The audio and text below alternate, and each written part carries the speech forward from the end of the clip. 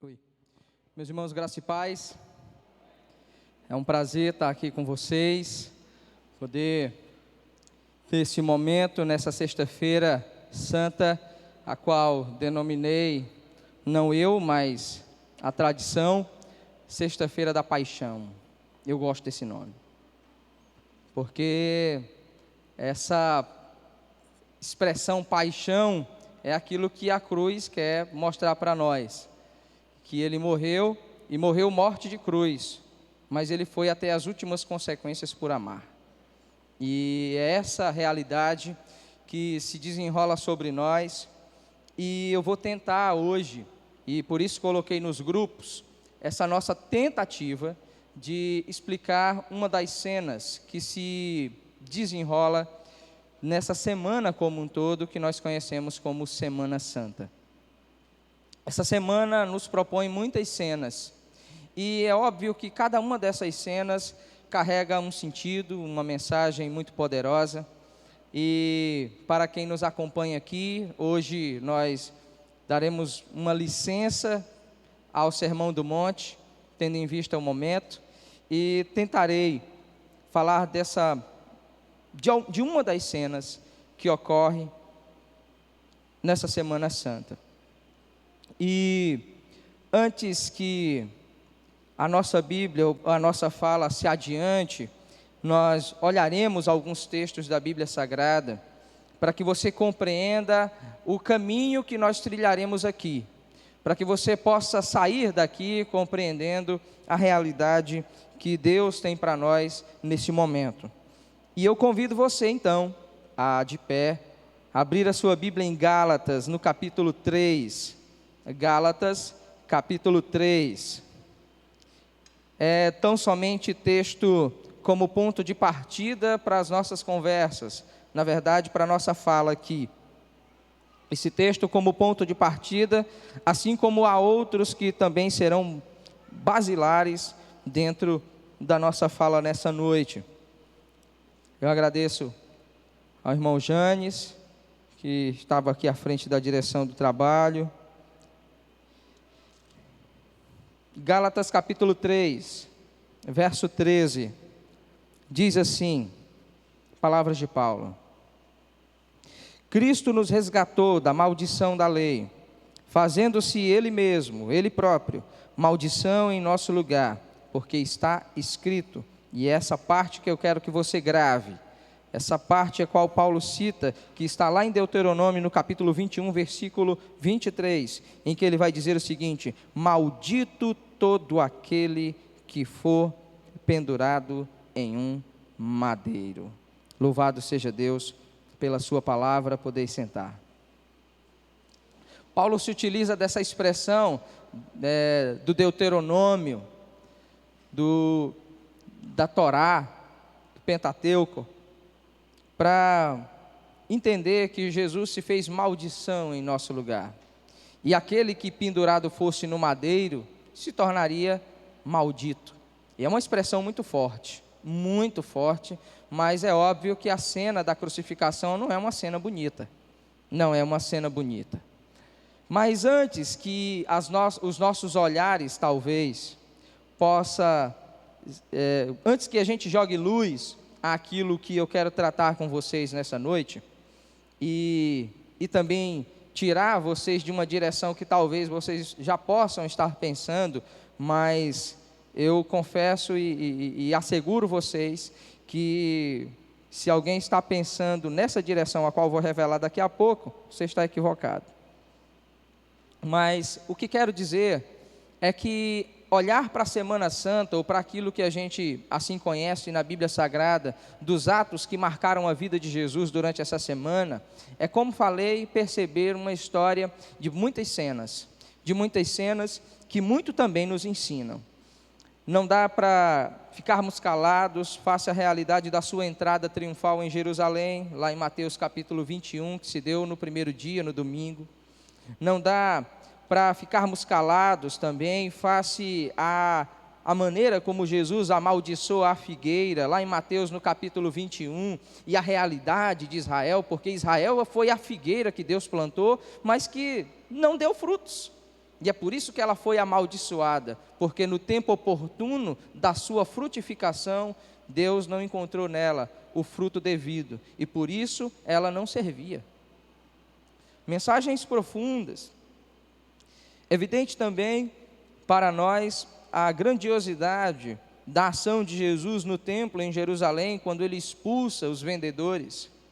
Pensar hoje que essa mensagem, naquela época, é tão presente, tão necessária hoje, diante da realidade de pessoas que mercadejam a fé e que fazem da mensagem de Jesus algo para se beneficiar, gerando um evangelho profundamente adulterado.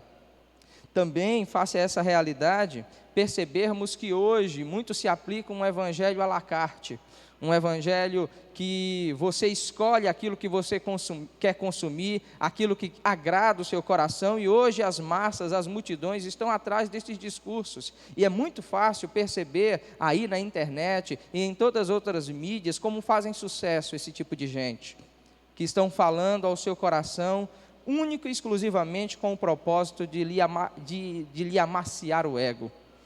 E a realidade do evangelho nos coloca em uma direção profundamente oposta disso. E hoje, sem nenhuma dúvida, nós ainda precisamos, assim como Jesus, purificar os nossos ritos, as nossas realidades da religião, da fé, porque nós nos perdemos, ou muitos já se perderam face a esse caminho. Também não há como não parar para olhar e perceber as parábolas que Jesus conta, face ao desafio que ele enfrenta aos religiosos de sua época. Como a parábola que o irmão Janes aqui citou, e tantas outras. A parábola dos lavradores, a parábola das bodas, do filho do rei. Jesus faz de todos esses discursos um caminho para mostrar que Israel falhou, que Israel era aqueles trabalhadores, que Israel fora convidado de maneira privilegiada para as bodas do Cordeiro e para a festa que Deus tinha preparado para a humanidade, mas Israel se achou bom demais, se achou filho predileto de Deus, e pior ainda, se achou os únicos que deveriam legislar sobre o sagrado, detentores da fé, detentores da palavra, gente exclusiva, e tornou Deus algo impossível para os outros. Ainda hoje, há esse tipo de olhar na vida de muitos cristãos, que se enxergam como os tais, sem perceber que a misericórdia de Deus se estende sobre todos. E é necessária essa fala. E eu estou citando só para mostrar para vocês que, caso nós pousássemos hoje em qualquer uma dessas cenas, é óbvio que ficaríamos com uma lição maravilhosa da Bíblia Sagrada. E tudo isso, as parábolas que Jesus conta, a realidade da conspiração que os religiosos, face a todos aqueles embates, fazem a respeito de Jesus, lá em Mateus no capítulo 26, tudo isso nós encontramos na terça-feira santa, na terça-feira. Na quarta, Jesus também é alvo, na verdade as parábolas, na quarta-feira é que ele é alvo de conspiração. Jesus é ungido em Betânia.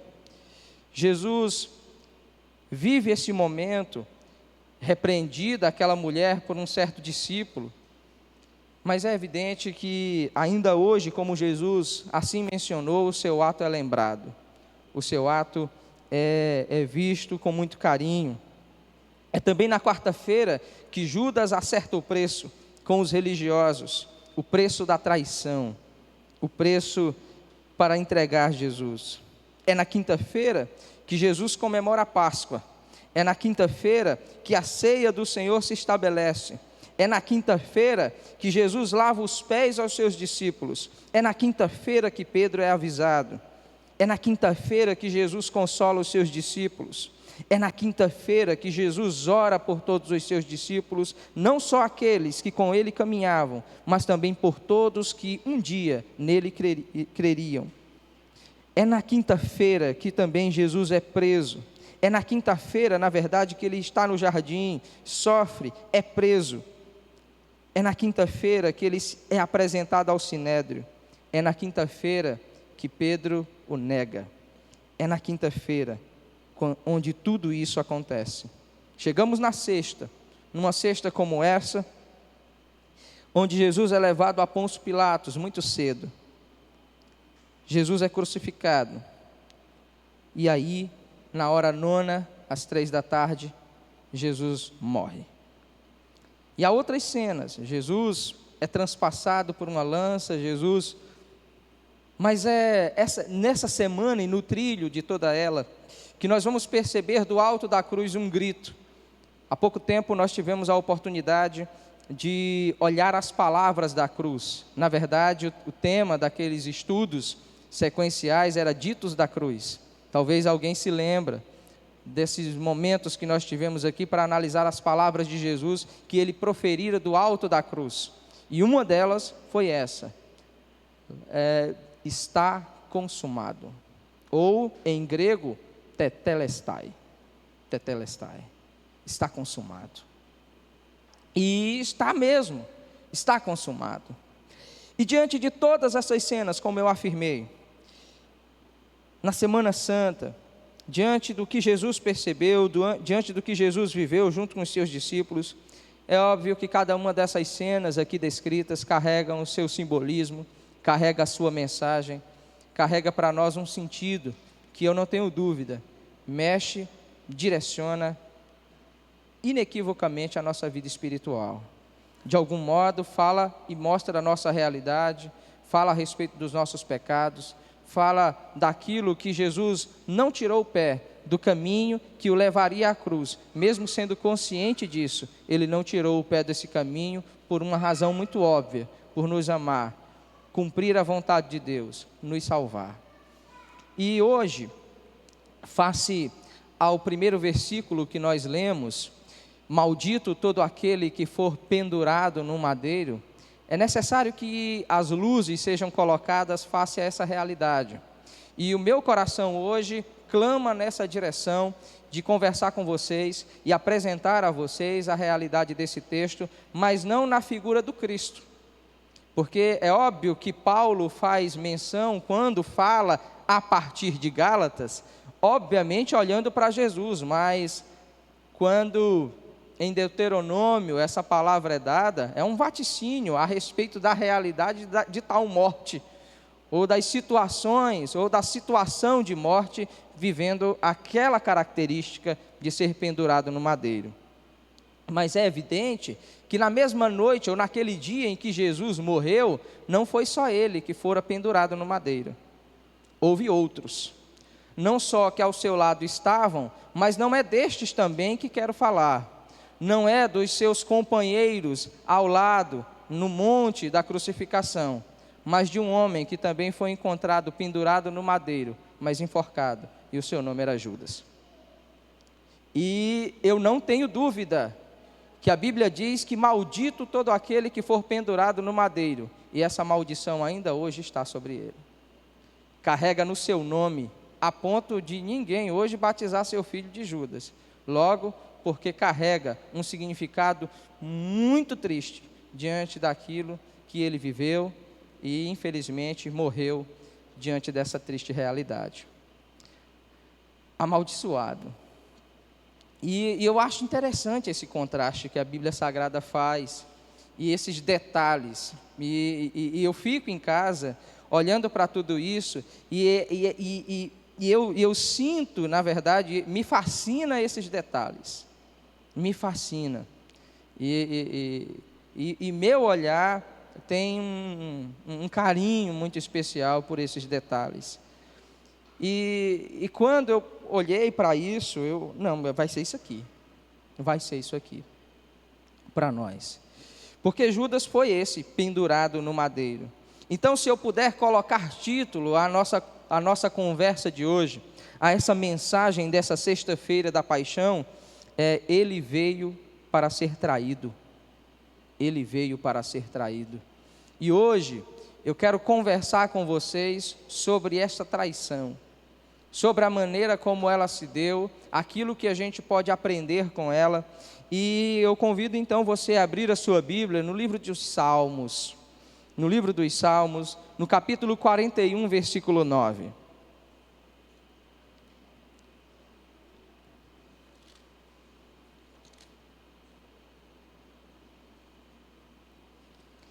E eu chamo só a sua atenção a ter paciência comigo hoje, porque eu acredito que certamente nós vamos ficar aqui um pouquinho além daquilo que a gente tem costume.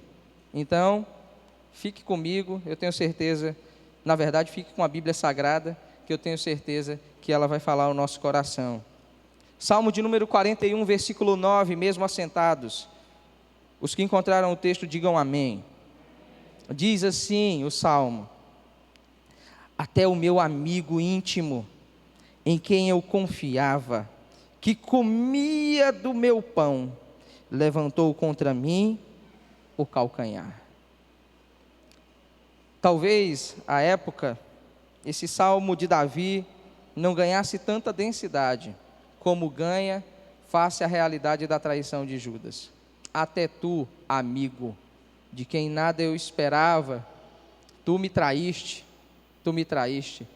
tu que comia do meu pão. E essa é a realidade da cena quando o traidor é indicado. Quando Jesus revela essa realidade, ele diz: olha, aquele que molhar o pão junto comigo, esse é o que há de me trair. Mas daqui a pouco a gente chega lá. Sabe, é interessante que esse personagem Judas, hoje estigmatizado pelo ato que cometeu, é muito incomum, na verdade é quase impossível, principalmente para a nossa tradição ocidental, termos alguém que se arvora a colocar o nome do seu filho de Judas. Apesar do significado do nome de Judas ser algo maravilhoso. Como é, Maiara? Eu esqueci agora. Louvor a Deus. E é interessante, e vou mais, a construção do nome Judas também vai na direção da mesma construção do nome Josué e também do nome de Jesus, ou seja, há uma similaridade dentro da construção desses nomes. Ou seja, é um nome maravilhoso, o nome de Judas. Um pai que colocasse naquela época o nome do filho de Judas tinha as melhores das intenções. Mas infelizmente hoje esse nome carrega uma maldição, se assim eu posso dizer, um estigma, uma triste realidade. E face a isso, eu convido você, e vai ser uma noite de olhar a Bíblia, de caminhar por ela. Abra mais uma vez, em Lucas, no capítulo 22.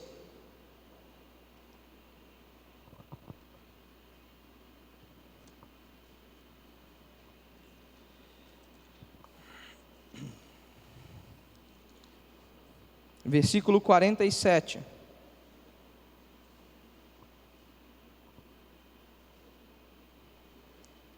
Lucas 22, versículo 47.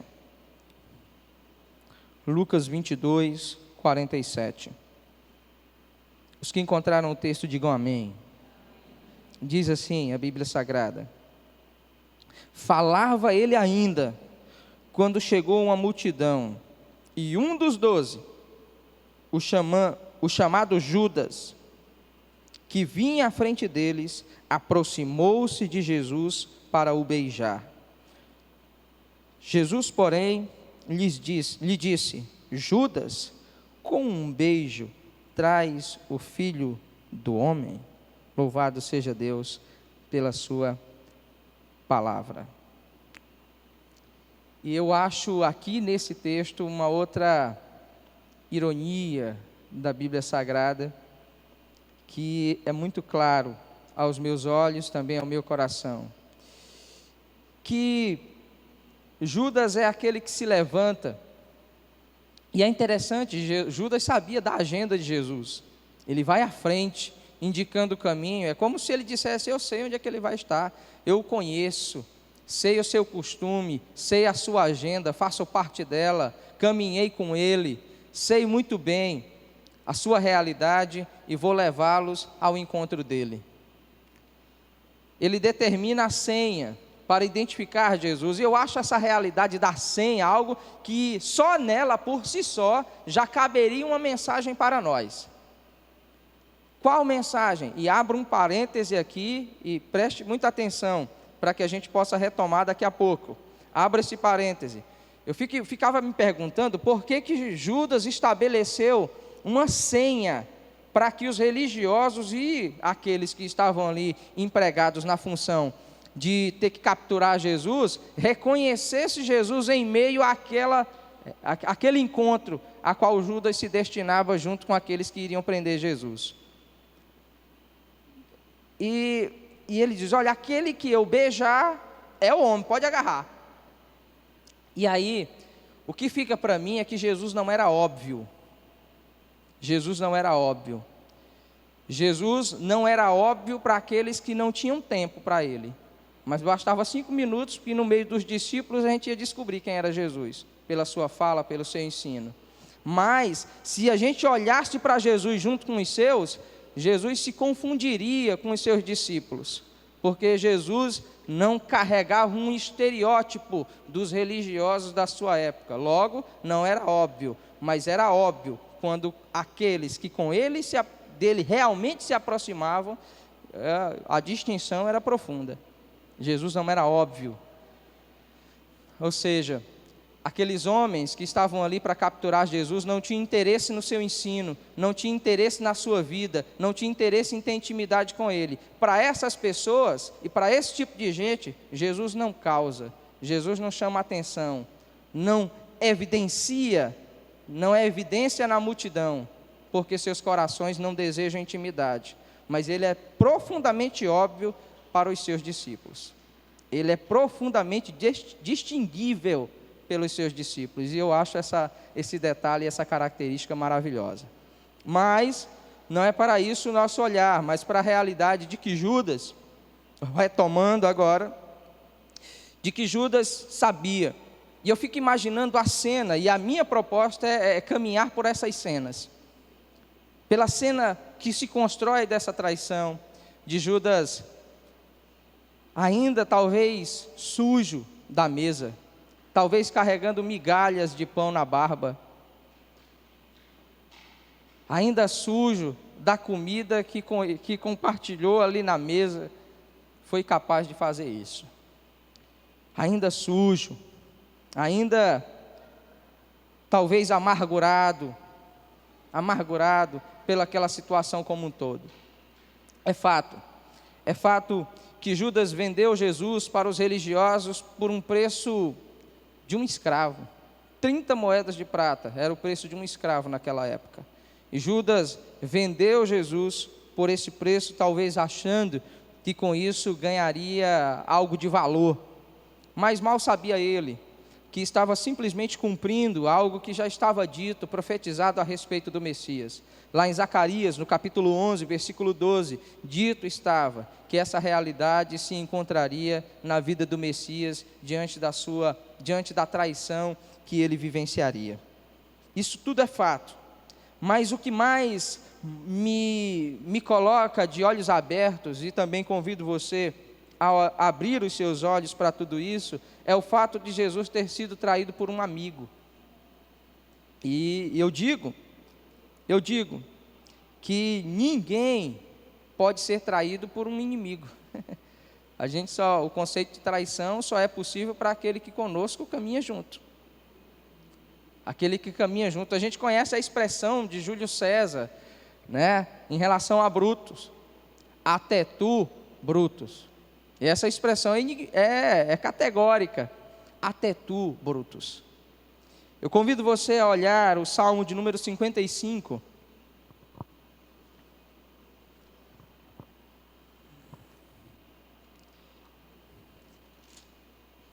Versículo 12.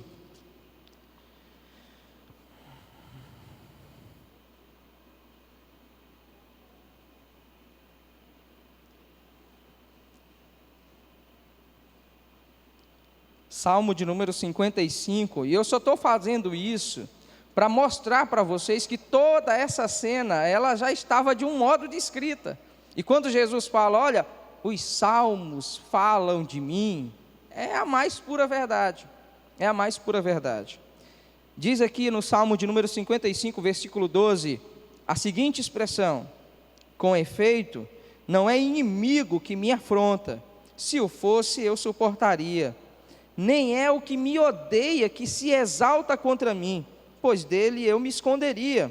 Mas és tu, homem meu igual, meu companheiro e meu íntimo amigo. Juntos andávamos, juntos nos entretínhamos e íamos com a multidão à casa de Deus. Essa descrição da traição pela mão amiga, Judas sabia onde encontrar Jesus. E esse punhal do amigo, esse beijo, como eu disse, Judas marca Jesus com um beijo. E para mim essa é uma grande ironia na Bíblia Sagrada, porque quando se fala de traição, nós pensamos logo em atos de violência. Quando nós pensamos em trair, ou fulano traiu, nós pensamos logo em atos que estão ali profundamente imbuídos de uma certa maledicência, de uma maldade explícita. Mas na Bíblia Sagrada a traição se configura por um gesto de afeto. A traição se constrói demonstrada por um gesto de carinho, camuflada por um gesto de carinho, e eu acho uma grande ironia da Bíblia Sagrada essa triste realidade. E onde a gente se encontra nisso? De que esse teatro também nos acomete de um modo ou de outro. Esse teatro é vivenciado por nós, de um modo ou de outro. Camuflamos a nossa traição, a nossa maldade, até com os nossos atos religiosos. Camuflamos. E talvez essa expressão também servisse para descrever o que nós estamos narrando hoje. Mais que isso, meu irmão, é fato que só alguém íntimo pode nos trair, pois, como diz aqui o Salmo, caso a gente não espera uma traição de quem nos odeia, a gente já espera o pior. A gente não espera fidelidade de quem conosco não compartilha a vida, não nos conhece, não tem intimidade, não anda comigo. Mas é óbvio que as nossas maiores dores são causadas não por pessoas que estão lá fora, mas as dores mais difíceis de superar são causadas por aqueles que nutrem conosco intimidade. Essa é complicada, porque configura-se uma traição. E aí fica martelando na minha mente, Judas, é com um beijo que traz o Filho do Homem, é com um beijo, é com um gesto de carinho, é com essa maneira camuflada que você me trai. Os desavisados daquela época, ou até mesmo os discípulos, eles não conseguiram ver a traição que estava escondida atrás de um beijo. Porque que mal tem um beijo? Que mal tem. Guarde isso. Mas é evidente, meus irmãos, que do alto da cruz, um dia Jesus disse também, nos seus ditos lá, e nós já passamos por esse lugar: Senhor, meu Pai, perdoa-lhes, porque eles não sabem o que fazem. E é imbuído nessa afirmação de Jesus, que fora traído por Judas, que a gente ainda é convidado por Deus e pela Bíblia Sagrada para continuar abraçando, para continuar acreditando, porque senão a gente caminharia numa estrada muito vulnerável. Mas esse perdão de Jesus, a cruz, nos encoraja a caminhar, a continuar abraçando e correndo esse risco de amar e de se doar aos outros, mesmo que o preço seja esse. Mas a vida seria, e a minha expressão tem que ser essa, a vida seria muito desgraçada se a gente não vivesse essa realidade, ou se não se permitisse essa experiência, simplesmente pela ocasião do medo. Jesus é esse alguém que nos ensinou algo dessa natureza: amai os vossos inimigos, fazei o bem a quem te odeia. E olhar para Judas e o tempo que com ele caminhou, e a realidade de Jesus saber e conhecer que ele trairia, mostra para nós por A mais B, de que Jesus foi o primeiro a cumprir essa verdade. Nos compete o mesmo caminho. Mas é fato que a minha intenção aqui é narrar as cenas, olhar para as cenas que se descrevem, que se desenrolam. E eu fico olhando para Judas e para o ato que ele comete, que aqui está descrito, e a gente acabou de ler esses versículos, é que Judas traz Jesus de pés limpos. Olha, eu fico olhando para essas coisas, para esses detalhes, para esse de pés limpos. E houve também um texto de um pastor que menciona essa realidade na editora Fiel. É um texto muito bom. Ele é pastor, eu esqueci o nome dele, mas ele é, e estou citando para dar os créditos, ele é pastor auxiliar do John Piper. E ele descreve, narra essa realidade de que Judas traiu Jesus de pés limpos. Jesus lavou os pés de Judas. Jesus lavou os pés de Judas, porque a ceia foi só depois do lava-pé. Entenderam? A ceia foi depois do lava-pé. E Judas, mesmo assim, de pés limpos, traiu Jesus. Jesus sabia de tudo, mas isso não o impediu de lavar os pés do traidor. Eu acho que talvez a nossa atitude seria contrária, se soubéssemos dessa mesma realidade. Talvez nossa ação fosse outra. Talvez a maneira de tratarmos, de lidarmos com alguém, caso soubéssemos que teria essas intenções a nosso respeito, seria totalmente contrária, mas Jesus não fez. E daqui a pouco a gente vai entender isso. Mas, é como eu disse, aquilo que está escrito lá em Lucas, no capítulo 6, de que Ele nos amou e amou os seus inimigos e nos ensinou a viver essa realidade, Ele nos ensina na maneira como Ele tratou a Judas. Na maneira como ele lidou com Judas, mesmo sabendo, porque Judas traiu a Jesus, mas Jesus não estava profundamente enganado a respeito de Judas. Não estava. E isso é tão verdade que, como sabemos, Jesus diz: olha, existe um de vocês aí que vai me trair. Aí o alvoroço se instaura, né? E aí Jesus fala: olha, é aquele que molhar o pão no mesmo prato que eu. Aí lá vai o Judasinho, ó, troca de olhar. O que tu tens aí para fazer, faça depressa. Bora, cuida. E aí acontece. Mas eu fico me perguntando, e cá para nós, naquela noite, Judas foi o único? Naquela noite em que Judas traiu Jesus, Judas foi o único? Eu os asseguro que não. Eu os asseguro que não.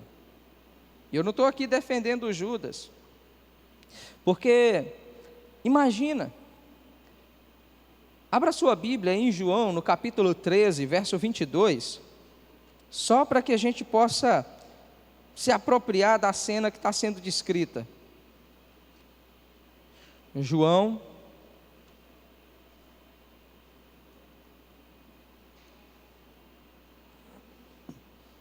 capítulo 13, verso 22.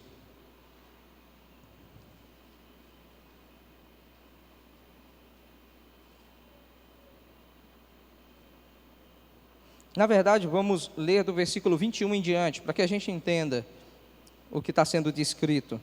Os que encontraram o texto, digam amém.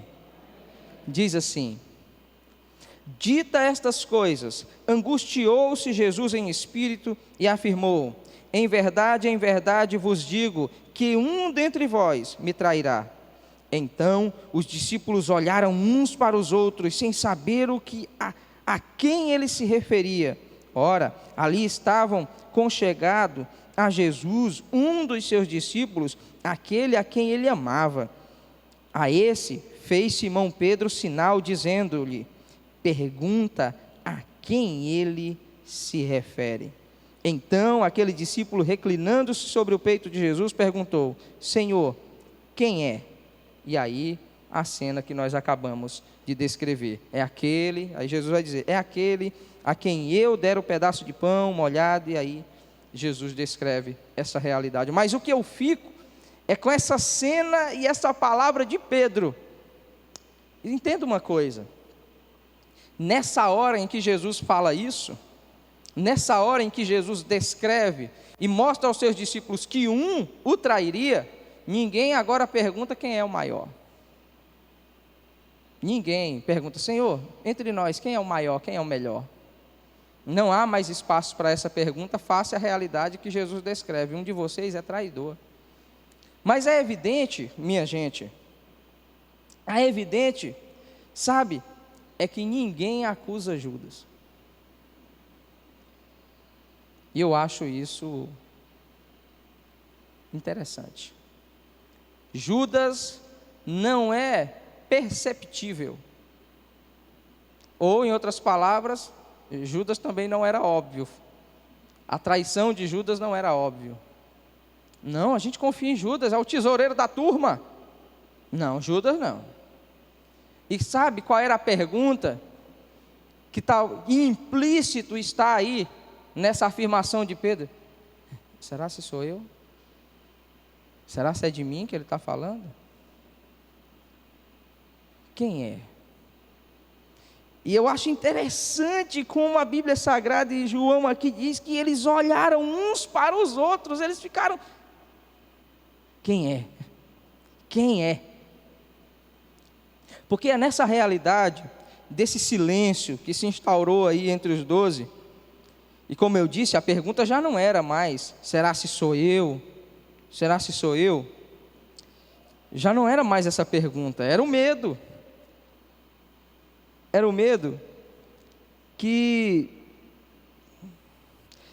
está escrito em Marcos, na verdade, em Marcos no capítulo 14, vai dizer o seguinte, versículo 19, e começaram a entristecer-se e dizer-lhes, um após outro, porventura, Senhor, serei eu?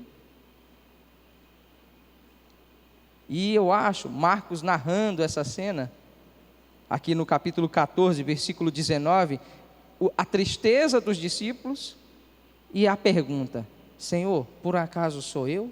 Um diz que um por um perguntou. Em outras palavras, cada um conseguiu perceber em si mesmo, talvez uma espécie de escuridão, que em Judas foi até as últimas consequências. Mas todos sentiram um medo, ou sentiram talvez a possibilidade de ser um traidor. E é evidente que naquela noite, muitos fugiram. Pedro fez o que fez. E no domingo é que nós vamos falar de Pedro, tá? Na Santa Ceia, à noite, então não perca. Mas não foi só Judas. E o que mais me chama a atenção é que Judas não foi alvo de acusação. Ninguém se levantou na hora que Jesus falou isso e disse assim, é Judas mesmo. Eu já sabia que era ele, só podia ser ele. Não há essa fala. Não há essa fala. Não há. Porque Judas viveu as mesmas experiências que ele. Judas curou, anunciou o evangelho, sentiu, viveu as mesmas experiências. Judas, ele fez isso, viveu tudo isso. E todos os discípulos, naquele momento em que Jesus pergunta isso, todos de algum modo experimentaram a mesma escuridão em seus corações, como havia no coração de Judas. A única questão é que Judas foi mais adiante. E é justamente sobre essa realidade, sobre o caminho de morte que Judas percorre, e por isso eu comecei com a expressão maldito aquele que for pendurado no madeiro. Naquela mesma noite, Judas foi encontrado pendurado numa árvore. E essa descrição a gente só vai conseguir encontrar lá em Atos, no capítulo 1, quando Pedro determina a eleição de um outro para substituir a Pedro, onde vai dizer, olha lá, suas entranhas se repartiram e tudo.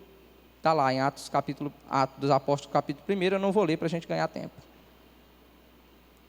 Mas, entenda, e a pergunta que fica, e talvez também no seu coração, Judas sabia que ele seria o traidor?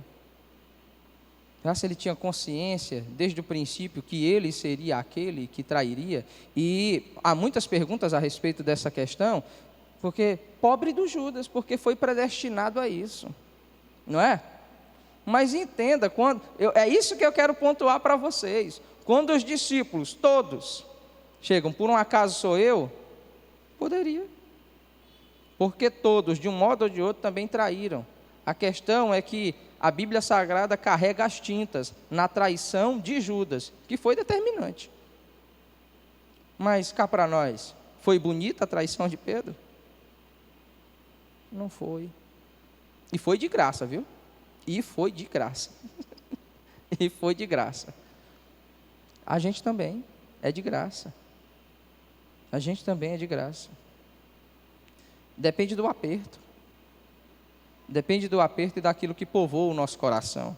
Mas Judas, eu não sabia que ele seria o diabo, porque essa expressão, né, que a Bíblia Sagrada dá, dura, um de vocês é diabo aí, um de vocês é o diabo. Satanás entrou, se utiliza até essa expressão, Satanás entrou em Judas, o que ainda mais dá a Judas um salvo-conduto, aí ó, possesso só podia ser, ele não queria fazer isso. Não, gente, não entenda assim, porque é um equívoco, porque entenda, a Bíblia Sagrada vai narrar que Judas era o tesoureiro, e vez por outra, 2 moedinhas para o grupo, uma para mim, 4, 5, 6 moedinhas para o grupo, uma para mim, e essa realidade na vida de Judas, esse caminho que também cá para nós é muito familiar a nós,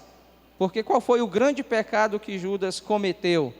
Foi as concessões que ele foi abrindo, o espaço que ele foi dando para uma moedinha aqui e acolá, um pecadinho aqui e acolá, e esse abismo que se iniciou foi gerando outro, foi gerando outro, foi gerando outro, até chegar nessa situação. Mas poderia ser qualquer um outro. Poderia ser qualquer um outro.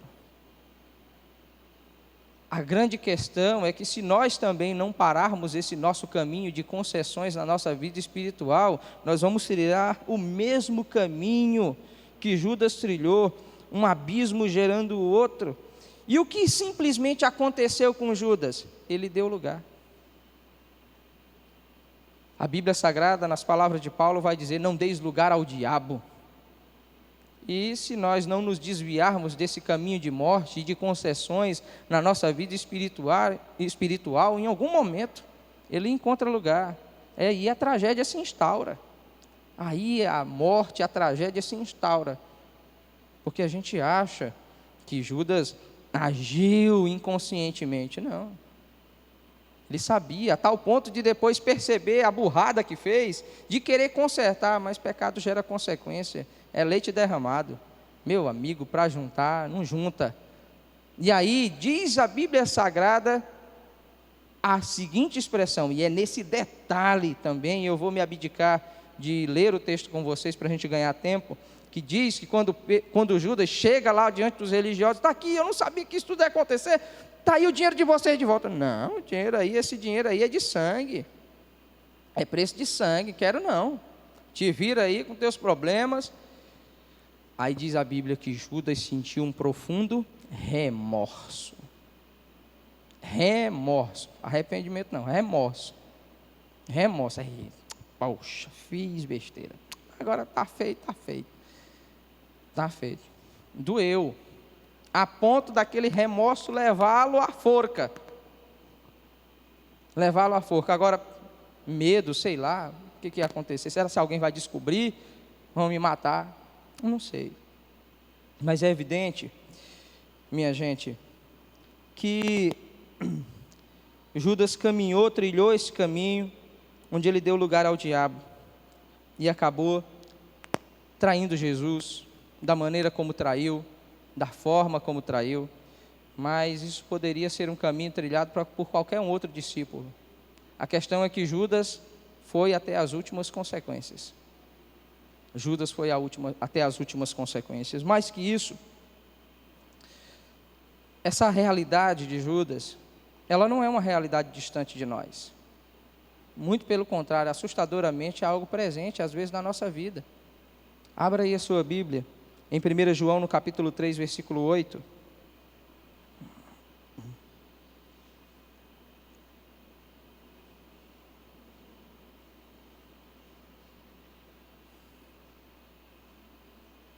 Alguém fique de pé para mim, por favor, faça a leitura. 1 João, capítulo 3, verso 8.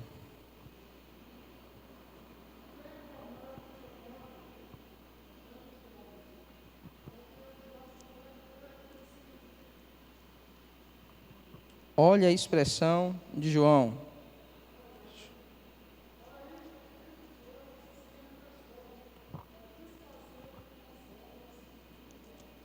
Amém.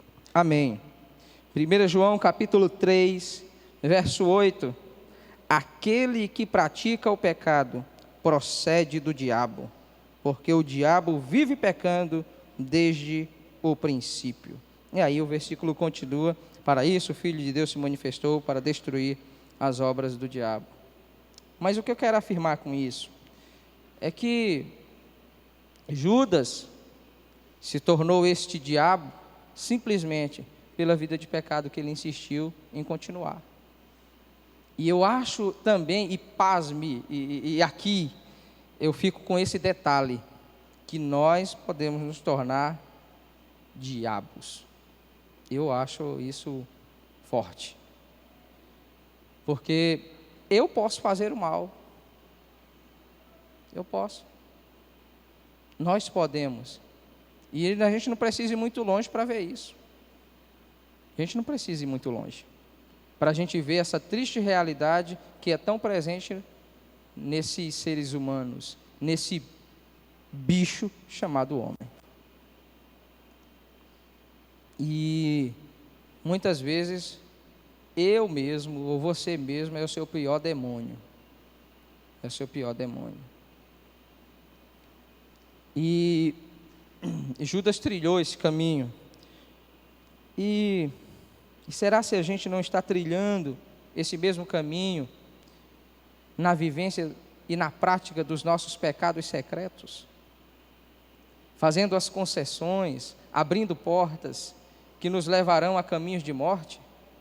Será se essa vida como Judas, mesmo, e pense bem o contraste, mesmo vivendo as experiências que Judas viveu, tendo ouvido as histórias, as mensagens, tendo vivido as experiências transcendentais a respeito do poder do Espírito nele, através dele, para o bem dos outros, mesmo tendo vivido tudo isso, ele ainda foi capaz de viver e de trilhar esse mesmo caminho. Ah, como Paulo estava certo, miserável homem que somos, miserável homem que somos, miserável homem que somos. Mas eu digo a você, que talvez agora se percebe, tristemente, uma realidade que precisa ser dita, nós, tão parecidos com esse Judas, às vezes trilhando o mesmo caminho, eu afirmo que o corpo de Judas pendurado ali, encontrado no madeiro, amaldiçoado, lembre e mostre a nós e a você o resultado que uma espécie de vida dessa dá. E sabe, essa cena, e eu confesso a vocês que olhar para a vida de Judas por essa perspectiva mudou muito e me fala muito ao coração. Eu não sei se está falando ao de vocês, mas pelo menos a mim falou demais, porque Judas, esse bandido, se assim eu posso usar a expressão, eu não posso assim condená-lo, porque às vezes esse bandido também sou eu.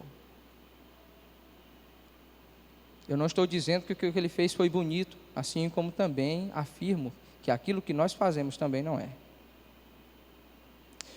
Mas é evidente, como eu disse, que naquele dia, 2 foram pendurados. E Jesus foi pendurado numa cruz e sofreu como um Judas merecia. Jesus sofreu como um Judas. E é interessante que ele não saiu e não fugiu desse caminho, mesmo não merecendo. Quem deveria estar ali era o Judas. Quem deveria estar, e essa é a expressão, e pense no detalhe, a expressão dos ladrões. Nós estamos aqui porque fizemos, mas esse homem nada fez. A expressão dos ladrões na cruz. Deixa ele em paz, nós estamos aqui porque merecemos. Nós fizemos por merecer. Ou em outras palavras, o nosso caminho, assim como o de Judas, nos trouxe para cá. Nosso caminho, nossas escolhas, a maneira como a gente lidou com a vida, a maneira como a gente lidou com as pessoas, fomos diabos na vida de outras pessoas e hoje nós estamos pagando o preço. Porque o salário do pecado sempre é a morte, por mais que ela se dê e por mais que a Bíblia Sagrada mostre essa morte de diversas formas. O caminho sempre é esse e com Judas não foi diferente. E para nós também não será. Não será. E fica mais claro que Jesus recebeu essa punição em seu corpo, como se fosse um Judas. Mas a morte dele e a de Judas foram distintas, profundamente distintas. Mesmo tendo sido ambos pendurados no madeiro, um em uma árvore e outro numa cruz. Mas Jesus sofreu em seu corpo como se fosse um Judas, a fim de salvar homens como eu e você, da mesma linhagem que Judas. Jesus recebeu o abraço e o beijo do traidor, é traído para que então, com a sua morte, possa abraçar traidores, como eu e você. E eu acho isso maravilhoso, porque Jesus é traído para que a sua morte possa aproximar de Deus traidores como eu e você. Para que a sua morte nos abra o caminho, não da destruição ou da morte, mas a oportunidade de vida. E é por isso que ele tomou o nosso lugar até o de Judas. Ou em outras palavras, ele ficou no lugar de Judas como eu e você. Para que o abraço de Deus e a comunhão com Deus não nos fosse negado. E não importa para onde a gente vai ou que benefícios a gente pode ter ou ganhar em trilhar um caminho diferente do que ser fiel a Deus. Não vale a pena. Eu fico imaginando o que a gente vai fazer com as nossas 30 moedas de prata. Eu fico imaginando o que a gente vai fazer com as nossas 30 moedas de prata. Pode ser milhões, podem ser milhões, mas do que valerá? E aí é a expressão de Jesus, para ser melhor. Do que adianta o homem ganhar o mundo inteiro e no final perder a sua alma? O que valerá para nós tudo isso se nós o perdermos? O que valerá para nós se nós o perdermos? Que a nossa vida, que a gente possa fugir de todas essas ofertas que a gente ouve aqui e acolá, que chegou um dia nos ouvidos de Judas e o capturou, e ele foi até o fim. Às vezes nós também estamos indo até o fim, também estamos caminhando o mesmo caminho, e pego essa expressão, que Jesus, e encerro com essas palavras: Jesus, nossa traição foi a sua agonia, para que a sua glória se tornasse o nosso grande e verdadeiro tesouro. Que a gente possa pensar nisso, refletir sobre isso, e pensar sobre Judas, sobre essa traição, e pela maneira tão graciosa como Jesus tratou a Judas, e também nos trata. Amém? Vamos ficar de pé, vamos orar.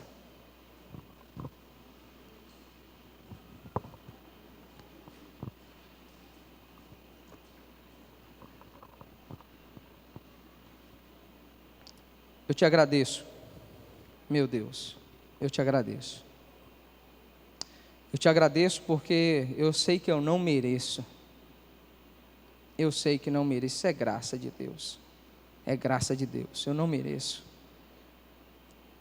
Eu te agradeço porque em muitos momentos da minha vida eu fui um traidor. Eu fui um traidor. Mas mesmo assim, o Senhor ainda foi na cruz por mim e por todos os outros. O Senhor foi à cruz por amor.